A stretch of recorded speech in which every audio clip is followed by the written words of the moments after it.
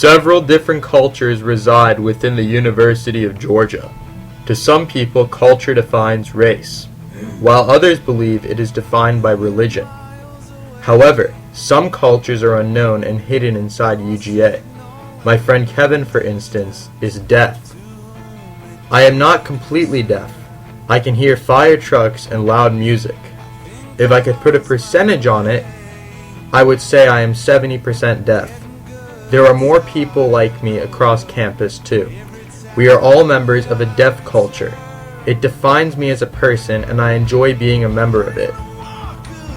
Approximately 70 million people in the world are deaf. Statistically, that makes 1% of the world's population deaf. However, less than 20% of those who are deaf consider themselves within the inner loop of the deaf culture. Due to technological advances, there have been successful devices that have enabled the deaf to hear. Many people who are born deaf take the opportunity to hear, understand, and converse without having to struggle with the stigma of society. However, Kevin and the members of the deaf culture feel that this takes away their individuality. I do not want a cochlear implant. It takes away a part of my conscience and my sense of self. Instead, I have learned ways of conversing with other members of the human race. People need to understand me and accept me for who I am. I should not have to conform. Instead of hearing, I communicate through sign language as well as spoken English. I can also read lips. Kevin is one of the many people who can read lip movement. American Sign Language is a method that many deaf people use to communicate with society. This method contains 26 different symbols, each resembling the 26 letters of the English alphabet. However, it takes so much time to spell out each word. That is why some use recognizable hand gestures for their words instead of using signs for every letter. Sign language is also used in other languages, which makes it possible for those who are deaf to be fluent in more than one language.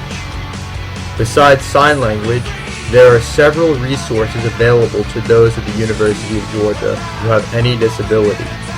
This service is provided through the Disability Resource Center.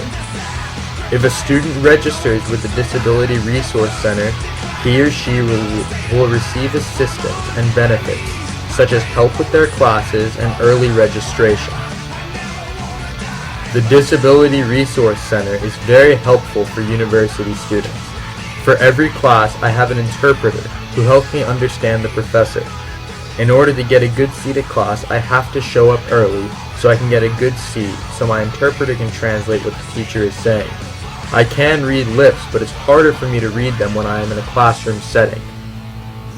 There are a number of habits one develops when they are in a culture. Of those habits, the members of the deaf culture are ones such as being the first ones to come to events and the last ones to leave. The deaf develop these habits because they were raised to adapt to the environment for their convenience as well as others. I go to every event early, and I leave the latest. I have learned this from the way I was supposed to behave in my classes. Now I am a senior at UGA, majoring at math. I am an RA, and I keep my bond with Jesus. Thank you for interviewing me.